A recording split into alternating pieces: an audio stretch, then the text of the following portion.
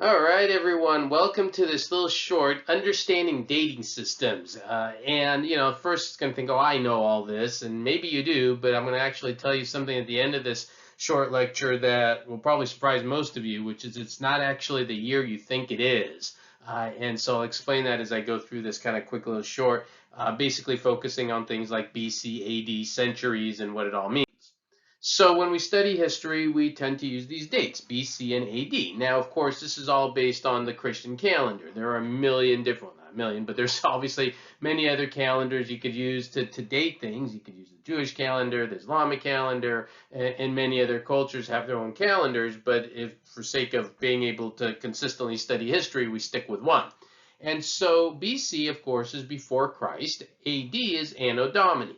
And then sometimes you have these other terms I put up here, B.C.E. and C.E. And what do those mean if you've never seen those before? B.C.E. is before the Common Era and C.E. is Common Era.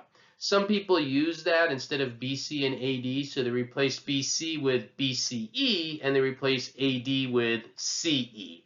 I tend to just use B.C. and A.D.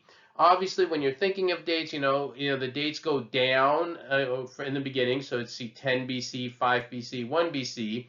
Notice there's no year zero, which I'll explain in the next slide, and then the numbers start to go up. Sometimes I get students who go like, why are the dates going down? Well, because they start going, from BC, you go down until you get to the year one, then they go up. So kind of think of it as a timeline.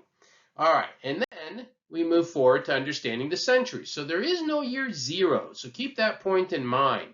Since there's no year zero, and the other thing is no one is living in the year 1 AD and going, hey, I live in the year 1 AD, which I'm going to explain in the next slide. When did all this dating even come about?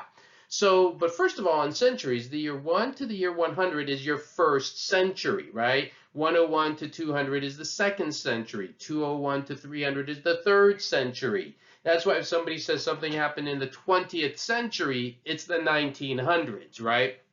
If something happened in the 15th century, it was the 1400s. Okay, so kind of make sure that's clear. The other little thing on that is because there is no year zero, the first century goes from the year 1 to the year 100. And so the millennium, which everybody was like, oh, the year 2000 is the new millennium. Like, nope, right? Because it would have to start in 2001. But everybody likes the three zeros, so everyone celebrated. Now, again, the whole thing is nobody at the time in the year 1 AD was like, hey, I'm in the year 1 AD, right? All of these dates were sorted out many years later. And who did this and the ramifications of it is interesting. So around the year 500 AD, there was a man named Dionysus, you could see there, and he decides to go and calculate when was year one, right? So he does his calculations, figure out when year one is, and he goes, all right, that's when, we start the years. And then many years after him, people studied his calculations, and what they discovered is he was actually off in terms of when the birth of Christ was. And so what ends up happening, he's off by about 4 to 6 years, but nobody went and changed all the calendars.